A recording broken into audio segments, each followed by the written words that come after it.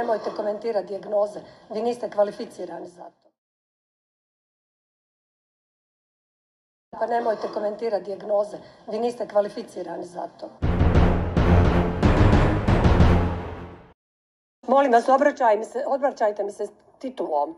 Ja sam ovdje doktorica Izetbegović, nisam gospođa Izetbegović.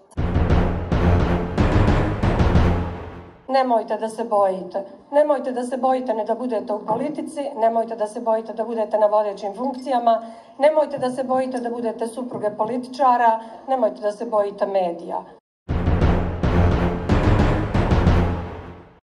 Ja sam doktorica, profesor sam redovni na Medicinskom fakultetu.